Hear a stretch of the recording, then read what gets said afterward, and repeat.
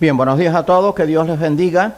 Bien, vamos a tener el tiempo de la escuela dominical y vamos a leer en la palabra de Dios allí en el Isaías 45 y voy a leer los versículos del 1 al 3, que habla de cómo Dios encargó al rey Ciro que se ocupara del pueblo de Israel y de que lo dejara ir para que edificara casa y al Dios de verdadero. Dice así dice Jehová a su ungido, a Ciro, y recordemos que Ciro estaba en el imperio medo-persa, al cual tomé yo por su mano derecha para sujetar naciones delante de él y desatar lomos de reyes, para abrir delante de él puertas y las puertas no se cerrarán. Yo iré delante de ti y enderezaré los lugares torcidos, quebrantaré puertas de bronce y cerrojos de hierro haré pedazos. Y te daré los tesoros escondidos y los secretos muy guardados, para que sepas que yo soy Jehová, el Dios de Israel, que te pongo nombre. Vamos a orar. Señor y amante Padre, te damos gracias por este nuevo día. Te damos gracias por tu bondad, por tu misericordia, por tu cuidado. Te pedimos por cada uno de aquellos que están enfermos, que tú les guardes, que tú les cuides. Te pedimos por tu pueblo, donde quiera que esté. Te pedimos por cada pastor, por cada misionero. Te pedimos por aquellos, Señor, que están pasando y están sufriendo esta epidemia, sobre todo en esos países donde hay más cantidad de ellos. Que tú tengas misericordia y que ellos en medio de todo esto te puedan buscar a ti. Ayúdanos, Señor, para que como hijos tuyos podamos entender que tú eres nuestro amparo, nuestra fortaleza, y que cuando a ti te amamos todas las cosas obran para bien. Te pedimos por aquellos que quizás están en los hospitales, que tú les guardes, les cuides, por aquellos que están allí aislados, que tu consuelo y tu paz pueda llegar a ellos. Y te pedimos por aquellos que nos van a ver ahora por Facebook, que tú les bendigas, Señor, y que tú permitas que este mensaje, este estudio de la palabra de Dios en la escuela dominical pueda llegar hasta ahí. Gracias por tu amor. Te lo pedimos todo humildemente en el nombre de tu Hijo amado Jesucristo. Amén. Bien, hoy vamos a continuar con este estudio de eternidad a eternidad y este es el estudio número 12. Vamos a decirles a aquellos que quizás nos están viendo por primera vez en Facebook que en la escuela dominical estamos dando el estudio de eternidad a eternidad. Lo comenzamos a finales del mes de enero y lo estamos dando en la escuela dominical aquí a las 10 y también el miércoles salimos en vivo a las 7:15, así que y espero que ustedes nos puedan seguir. Y hoy, después que terminemos la escuela dominical, a las 11:15 tendremos el mensaje de la palabra de Dios. Y esperamos que usted pueda estar allí en comunión con nuestro buen Dios. Así que vamos a ver esta parte que tiene que ver con la quinta dispensación de la ley. Y vamos a ver que hoy vamos a llegar hasta el fin del Antiguo Testamento. Acuérdense que la quinta dispensación termina con la muerte, el sacrificio de Cristo en la cruz del Calvario.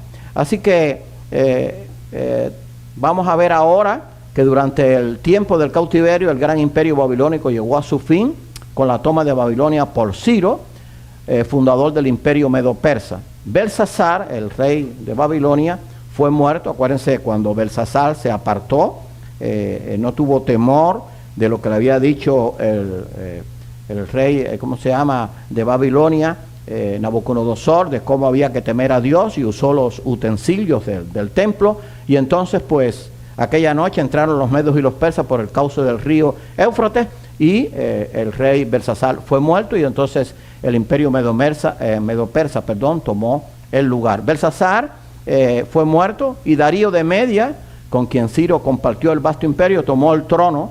Y a la muerte de Darío, acuérdense que Darío también fue usado por Dios y fue amigo de Daniel. Y recordemos cuando los enemigos de Daniel lo echaron en el foso de los leones, que Darío aquella noche no durmió. Y enseguida por la mañana vino allí donde estaba Daniel y le dijo: Daniel, ¿tu Dios te ha podido salvar? Y él dijo: sí, mi Dios me ha salvado. Y Darío, por supuesto, se puso muy contento. A la muerte de Darío, 2 años más tarde, Ciro llegó a ser gobernador de Babilonia. Y vamos a ver cómo Dios, que es un Dios maravilloso, el Dios soberano, usa a Ciro. Ya estaba profetizado por Isaías que Ciro sería el hombre que Dios usaría para que el pueblo que estaba cautivo en Babilonia y después bajo el imperio medo-persa, pudiera regresar a Israel y reconstruir los muros de la ciudad, pudiera reconstruir el templo y pudiera restablecer todo lo que era la adoración a Dios. Así que Ciro fue un instrumento en las manos de Dios.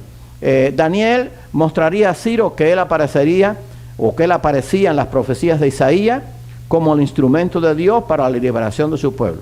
Una narración más completa de los hechos ocurridos podemos leerla o estudiarla en Isaías 44, 45, y en los versículos del 1 al 3 que leímos de Isaías, dice: así dice Jehová a su ungido, a Ciro. O sea que Dios puede usar cualquier instrumento, incluyendo Ciro era un rey pagano, pero llegó a tener el temor de Dios y llegó a conocer al Dios verdadero. Pero Ciro fue el instrumento que Dios usó para que su pueblo, o el pueblo de Israel, pudiera reconstruir la ciudad y el templo. Vamos a ver allí el decreto de Ciro. Todo esto había sido ya preparado por Dios, ¿verdad?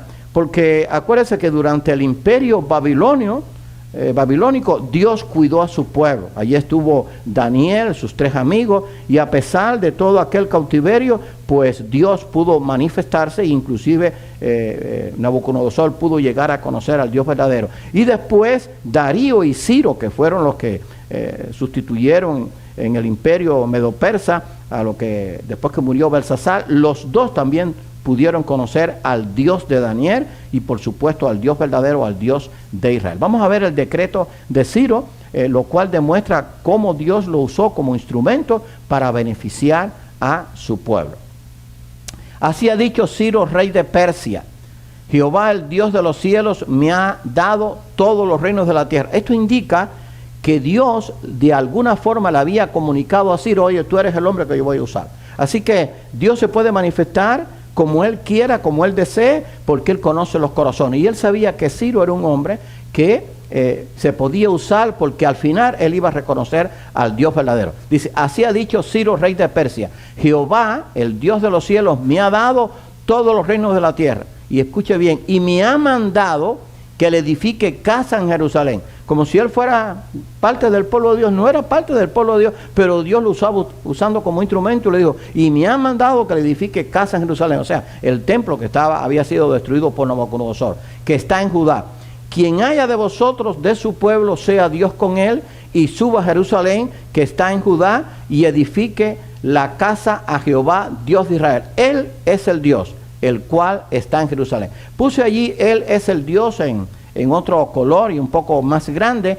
Lo que quería decir Ciro: Él es el Dios verdadero. O sea, tenemos en el imperio babilónico, en el imperio asirio, en el imperio egipcio, en el imperio medo-persa, tenían muchos dioses, pero tanto Ciro como Darío sabían que había un único Dios verdadero.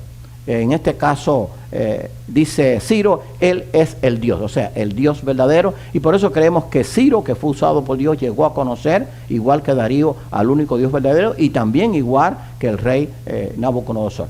Y todo lo que haya quedado en cualquier lugar donde more, ayúdenle los hombres de su lugar con plata, oro, bienes y ganado, además de ofrendas voluntarias para la casa de Dios, la cual está en Jerusalén. Eso está en Esdras, capítulo 1, versículos 2 al 4. Cuando leemos esto, dice: y todos los hombres que estén allí, ayúdenle con plata, con oro, bienes y ganado. Nos recordamos de el tiempo de Egipto, cuando el pueblo estuvo esclavizado 400 años, y Dios había dado una profecía que saldrían con gran riqueza. Y entonces dice que cuando pasó la última plaga, la muerte de los primogénitos, tenían tanto temor los egipcios que le dieron tesoros, le dieron plata, les dieron prenda, y ellos salieron con grandes riquezas. Y en este caso ahora Ciro está mandando que también se ayude con plata y oro para ayudar allí en la reconstrucción de Jerusalén y del templo.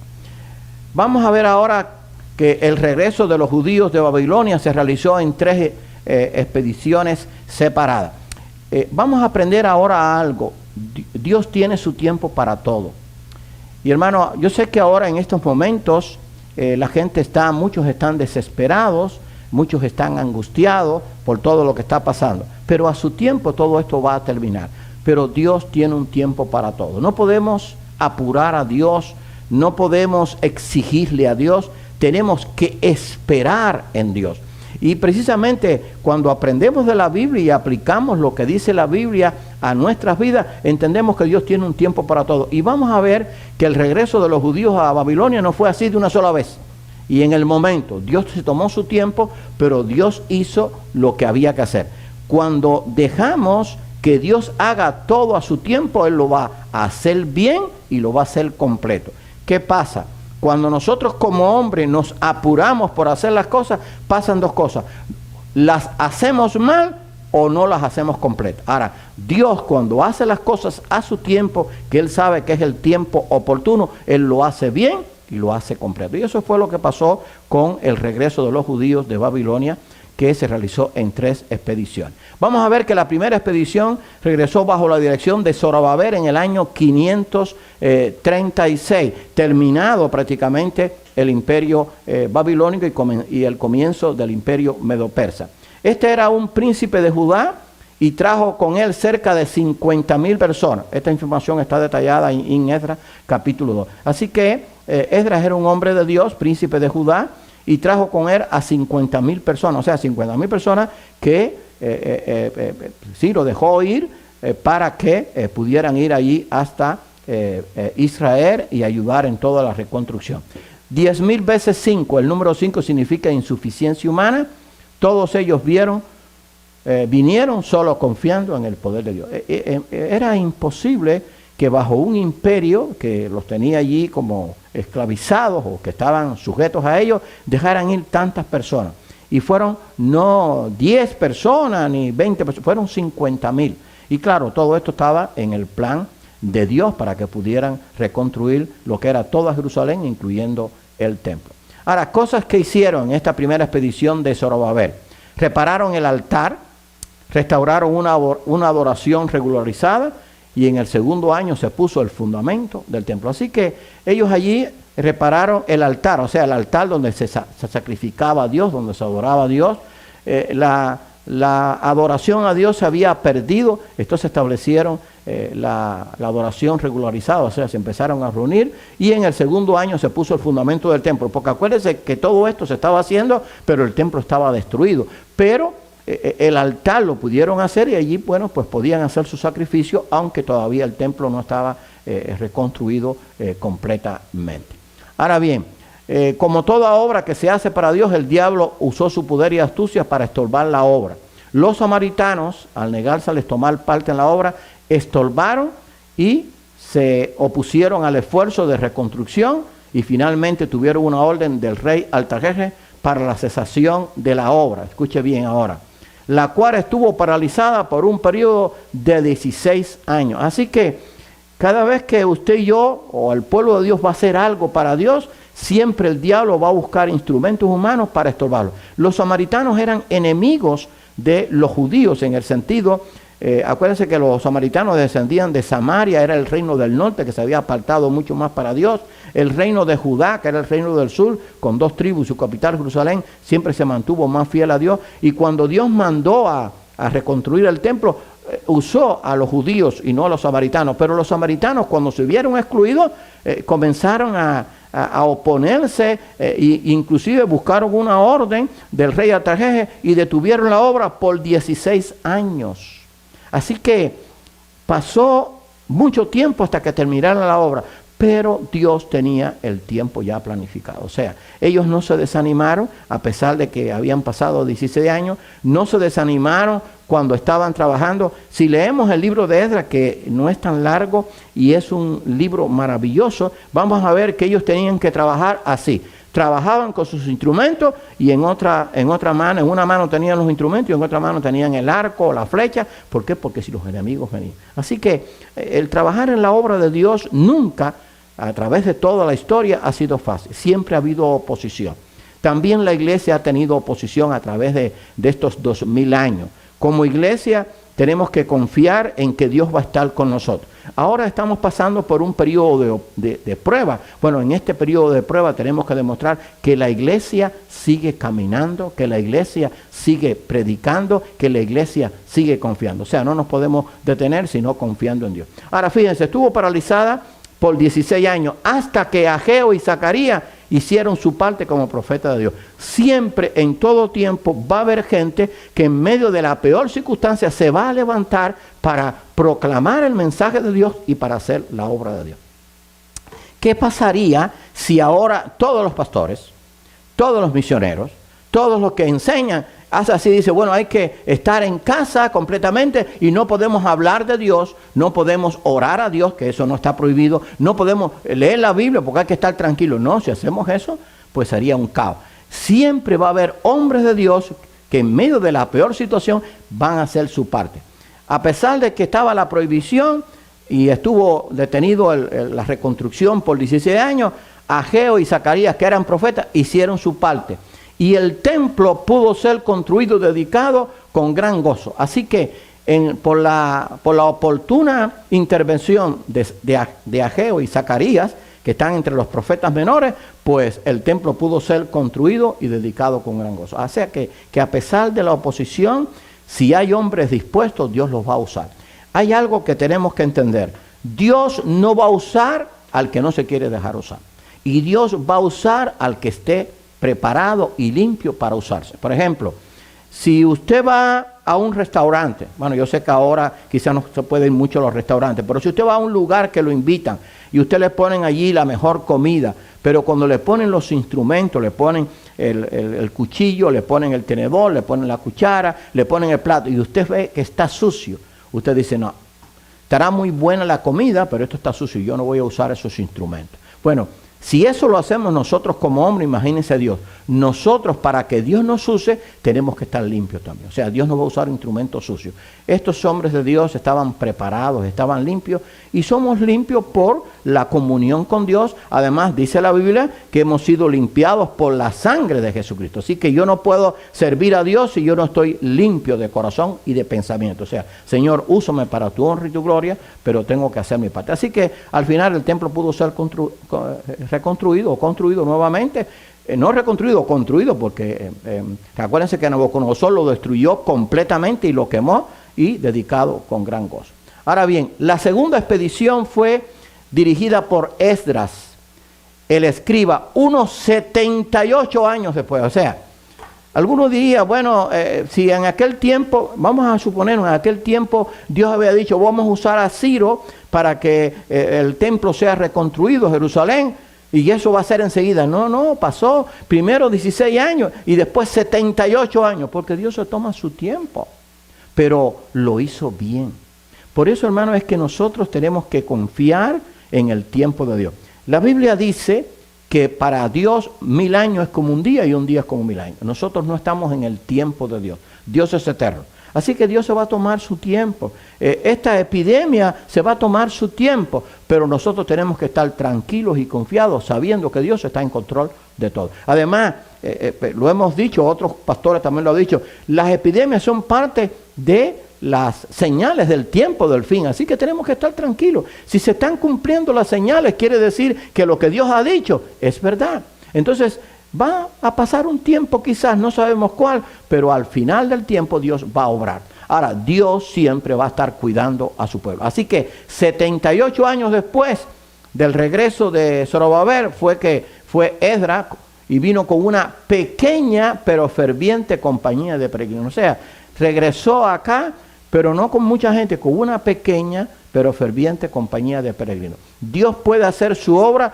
con mucho, pero casi siempre la ha hecho con pocos, ¿verdad? No sé si recuerdan aquella parte cuando Gedeón, que Dios le iba a entregar la tierra y entonces había una gran cantidad de soldados y él dijo, no, esta cantidad no me sirve. Y se quedaron con 300. Con estos 300 yo voy a hacer la obra. O sea, porque Dios se quiere manifestar con su poder.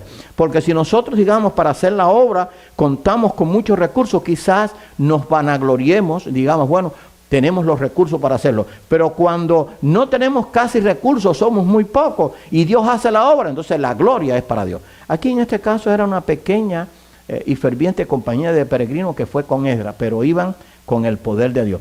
¿Qué es lo que ha dicho Jesucristo en su palabra, refiriéndose a sus seguidores, a la iglesia? Manada pequeña, pero esta manada pequeña ha cambiado el mundo.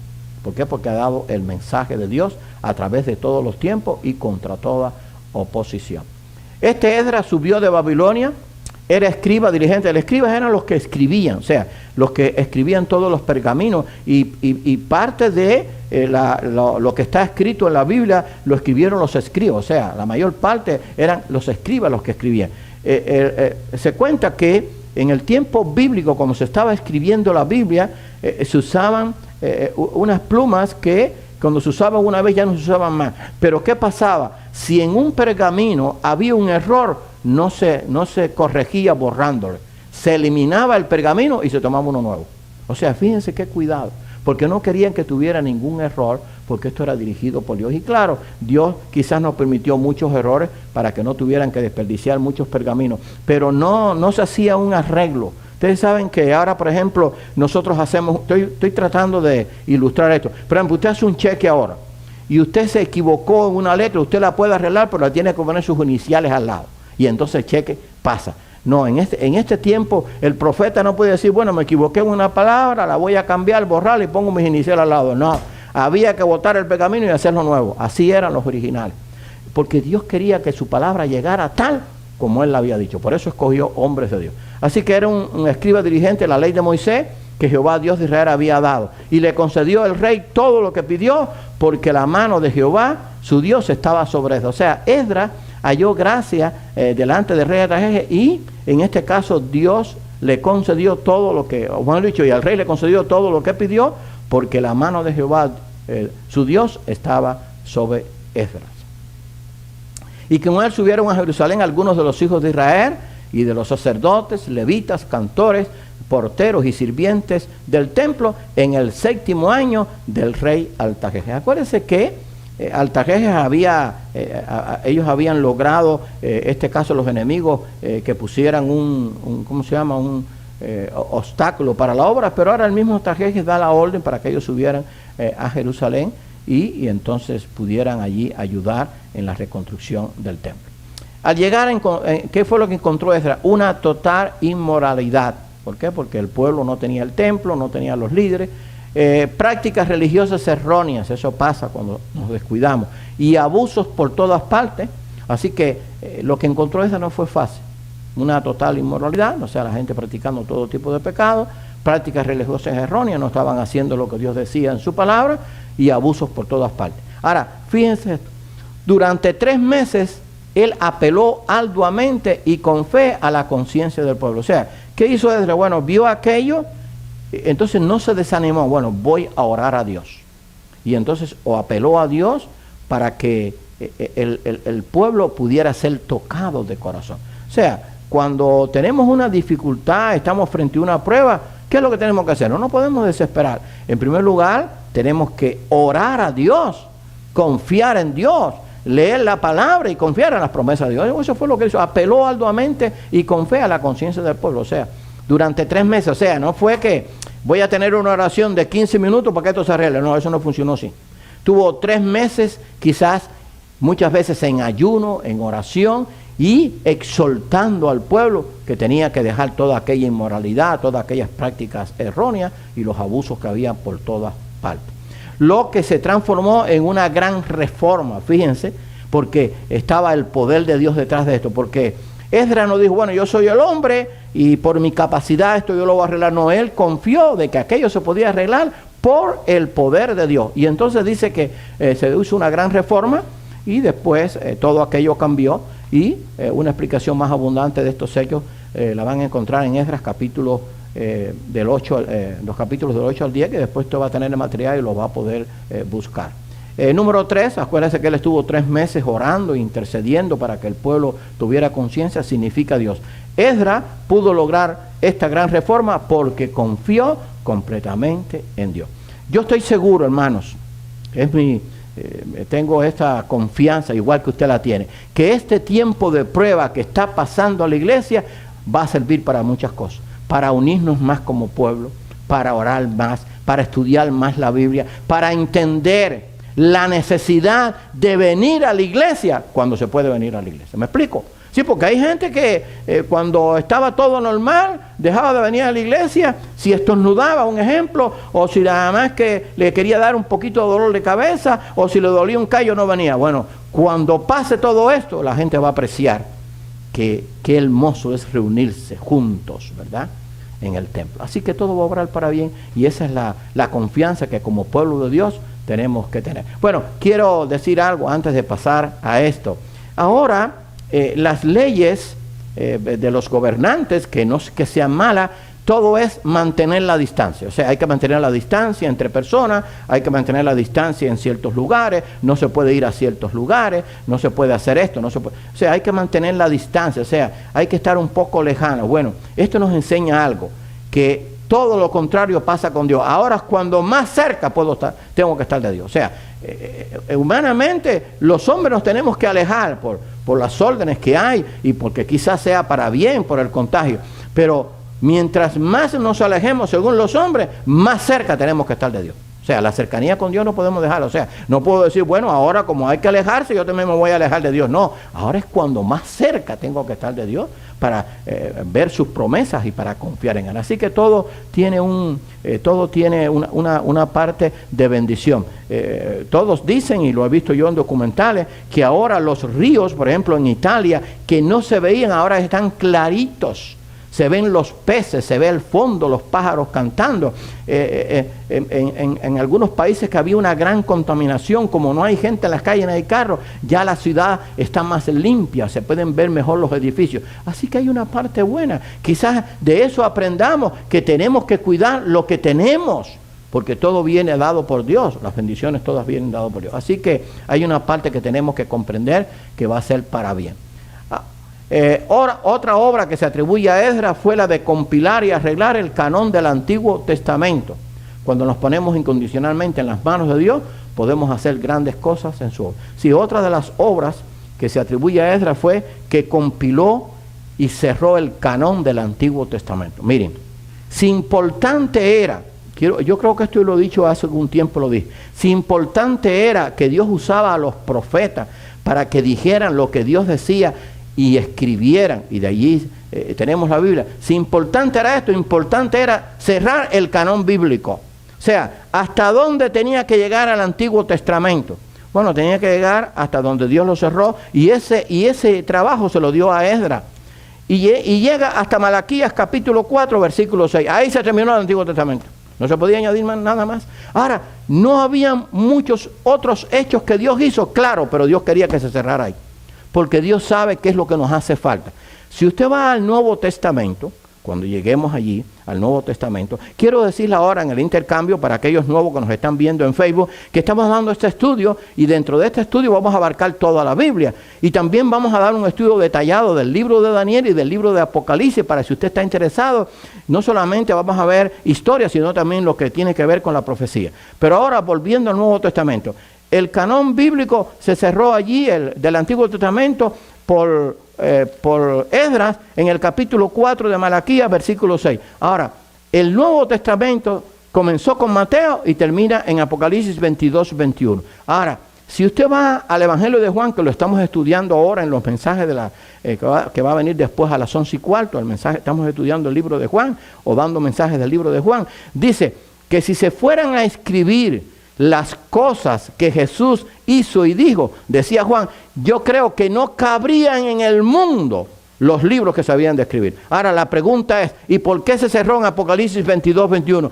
Porque Dios lo determinó. Eso era lo que nos hacía falta saber. Sí, porque ahora hay quien dice, no, hay un pergamino que me encontré que no está en la Biblia, pero no, usted no me puede incluir eso como parte del canón bíblico, porque Dios usó hombres, usó a Esdras para cerrar el canón del Antiguo Testamento, y en los primeros 100 a 200 años se cerró el canón del Nuevo Testamento, y ahí terminó. O sea, no puedo ahora, después de Apocalipsis, poner otro libro. Ustedes saben que, yo creo que no sé si viene ahora, que vamos a ver si podemos terminarlo, hubo un periodo de 400 años entre el final del Nuevo Testamento y el principio del Nuevo Testamento. Y entonces hay algunos libros que son los libros apócrifos, que inclusive están separados de los 66 libros de la Biblia, que son los que se escribieron en ese tiempo, que contienen historia, pero Dios no permitió que se canonizaran como palabra de Él o la palabra que él quería que la gente supiera. Ahí tenemos el libro de Tobías, está primero y segundo de Macabeo y otros libros, pero no se canonizaron.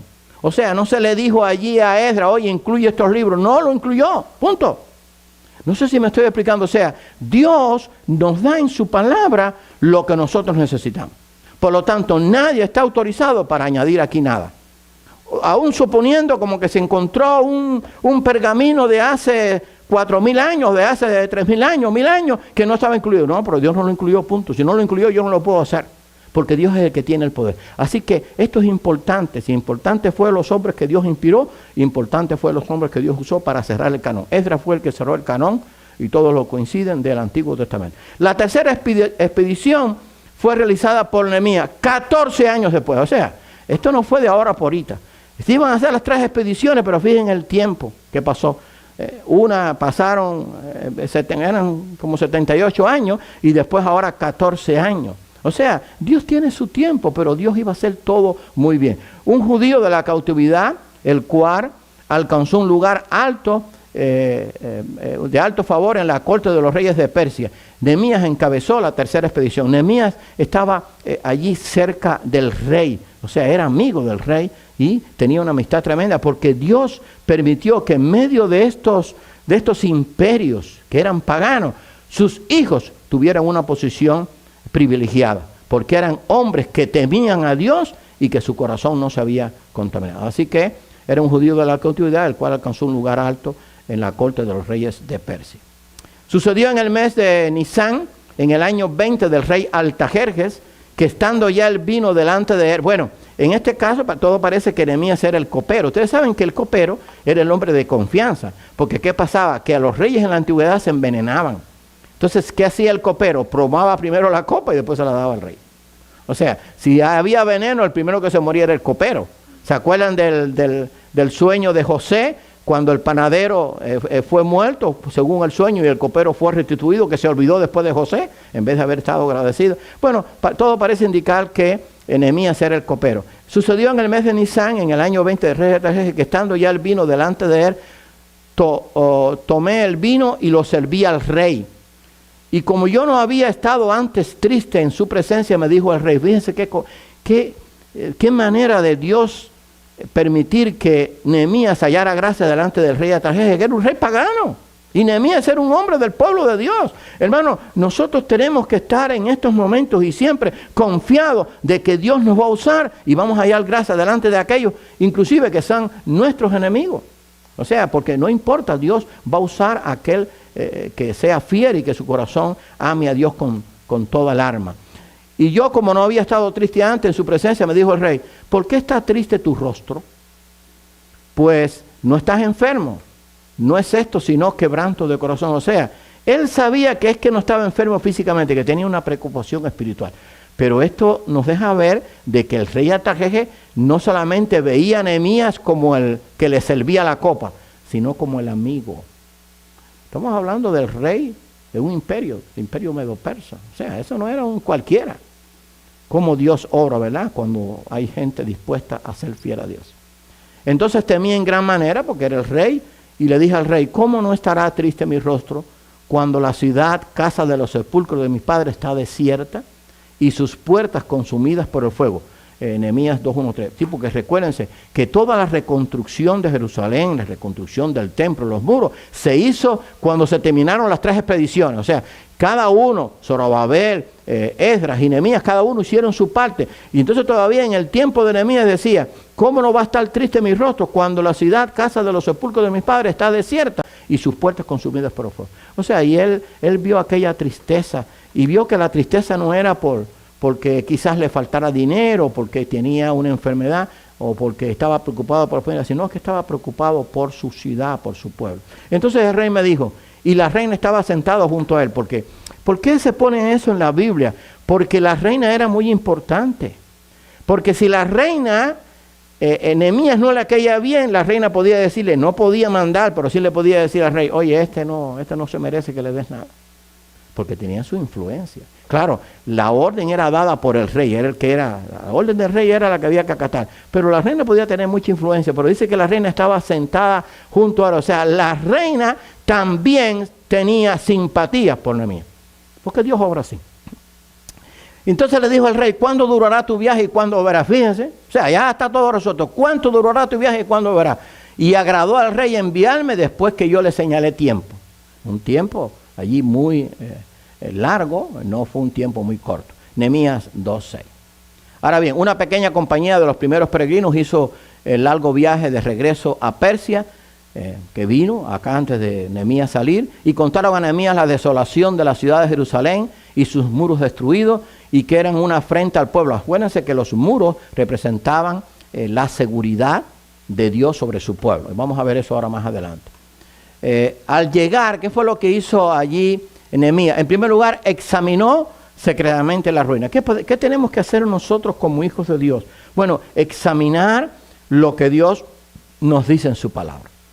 ¿Qué tenemos que hacer en este tiempo de prueba que ha venido sobre el mundo? Examinar lo que Dios ha hecho a través de la historia en otros periodos de plagas y de pruebas más difíciles que esta que está pasando en el mundo. Entonces, cuando examinamos, nos damos cuenta que Dios siempre ha obrado a favor de su pueblo y Dios siempre ha tenido misericordia aún de aquellos que no le conocen, para darles una oportunidad para que le busquen y le honren. Entonces, en primer lugar, examinó. Después, lo otro fue, reedificó los muros en 52 días. O sea, Dios le bendijo con confrontación de dura oposición. O sea, aún con oposición, en 52 días reedificó los muros. Es como que ahora, pues, alguien vaya a hacer una... Bueno, tenemos aquí al hermano Javier, que él estaba haciendo una construcción, y vamos a suponer que ahora él, pues, hace un trabajo aquí, edifica una pared, y entonces más atrás viene otro y se la tumba. Entonces, ¿en cuándo va a terminar el trabajo? No lo termina más nunca. Así que en medio de oposición, terminó de reedificar los muros en un tiempo récord, en 52 días. ¿Pero por qué? Porque el poder de Dios estaba sobre Nehemías. Nehemías hizo una segunda visita a Jerusalén, dejando como resultado lo siguiente: una prosperidad dentro de sus muros, símbolo de la protección de Dios. ¿Qué dice el Salmo 125? Un salmo bellísimo.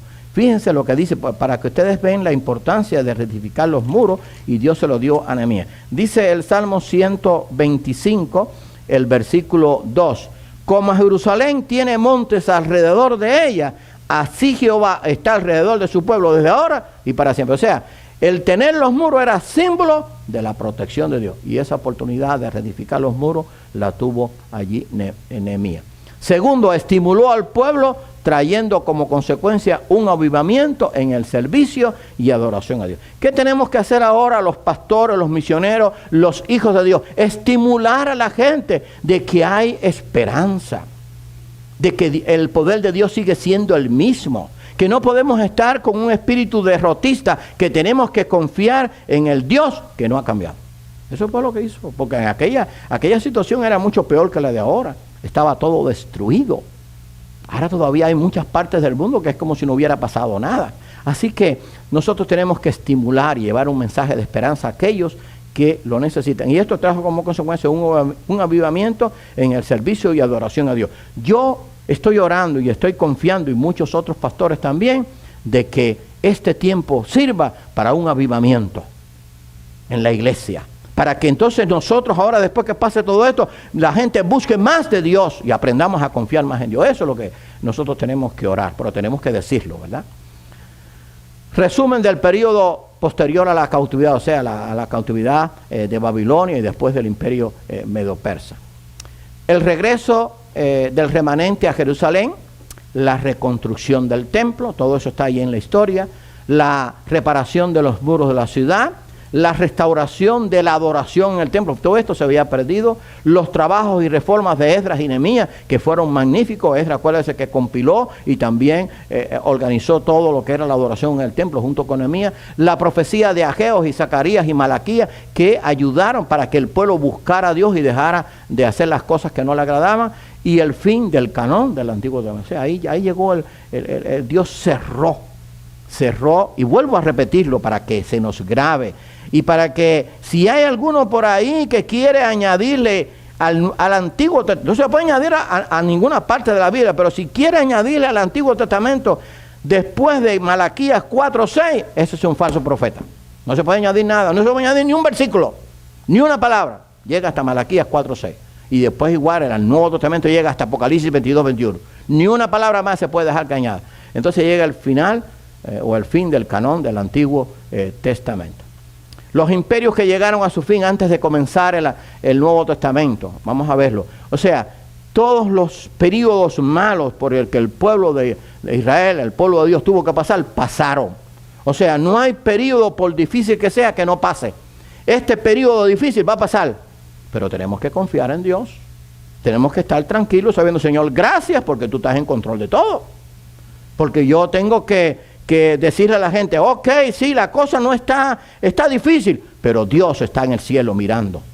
Y Dios va a emitir su poder, va a obrar con su poder. Y claro, también está emitiendo juicio sobre aquellos que siguen hablando contra Él, que siguen blasfemando su nombre, que siguen opuestos a Él. Bueno, vamos a ver que llegaron a su fin los imperios antes de comenzar el Nuevo Testamento. Los imperios que llegaron a su fin fue el imperio asirio, 700 años antes de Cristo, el imperio de Babilonia o el imperio babilónico 536 años antes de Cristo, el imperio medo-persa 330 años antes de Cristo y el imperio griego 167 años antes de Cristo. Todo esto está en la historia, o sea, no solamente en la historia bíblica, está en la historia antigua, cuando usted estudia la historia del mundo. Entre el fin del Antiguo Testamento con Malaquías hasta el comienzo del Nuevo Testamento transcurrieron 400 años. Esto es lo que se llama el periodo intertestamentario, o sea, entre el Antiguo Testamento y el Nuevo Testamento. Este periodo se caracterizó por un gran caos histórico, porque no había profetas de Dios allí predicando. La historia de Israel durante estos siglos fue una terrible opresión, invasión y derramamiento de sangre. O sea, el pueblo tuvo que pasar un caos completo. Y entonces hubo rebeliones, hubo asesinatos, hubo muchas cosas. Y también el pueblo se apartó de Dios porque no había profetas en este tiempo. Y Dios lo hizo con un propósito, porque podemos decir, bueno, ¿y por qué estos 400 años? Porque Dios había mostrado su poder durante todo el tiempo anterior. Ahora le está dando un receso para que no se olvidaran de Dios, y lo que hacen es que se olvidaron por completo, y entonces en el momento oportuno viene Cristo. Porque dice Gálatas 4:4, y venido el cumplimiento del tiempo, Dios envió a su Hijo, nacido de mujer y nacido bajo la ley. Durante estos siglos surgió el Imperio Romano en el año 176 a.C. Acuérdense que Cristo nació dentro del Imperio Romano y duró hasta el 476 después de Cristo. O sea, surgió el Imperio Romano en el año 146 a.C. Uno de los imperios más crueles y sanguinarios que se haya conocido. Durante este periodo se efectuó la histórica rebelión de los macabeos. Por eso existe en los libros apócrifos, si usted lo tiene. Yo tengo una Biblia que los tiene, que ya primero y segundo de Macabeos. 400 años, 40 veces 10. Representa las pruebas que tendrían que pasar siempre el pueblo de Dios. El pueblo de Dios siempre ha tenido que pasar pruebas. ¿Por qué? Porque las pruebas nos acercan más a Dios. Por ejemplo, hay veces que cuando todo está bien llamamos a la oración. ¿Cuántos oran? Muy pocos o ninguno. Pero cuando llega un tiempo de tribulación no hay que llamar a la oración, todos oran. Bueno, este tiempo ahora yo espero que muchos estén orando. Pero no hay que orar solamente en este tiempo, tenemos que orar en todo tiempo, ¿verdad? Bueno, dice ahí en Efesios, orando en todo tiempo. Pablo dijo, es necesario que a través de muchas tribulaciones entremos al reino de Dios. Hechos 14, 22.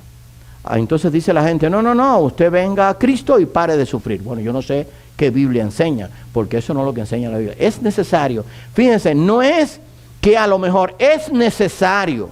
O sea, vamos a pasar muchas tribulaciones para entrar al reino de Dios. No es posible, para decirlo de otra forma, no es posible entrar al reino de Dios si no pasamos por tribulación.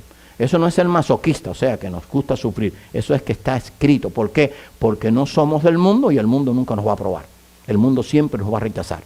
Quizás ahora muchos en el mundo están oyendo lo que dicen los pastores, lo que dice la iglesia, pero la mayoría lo está rechazando.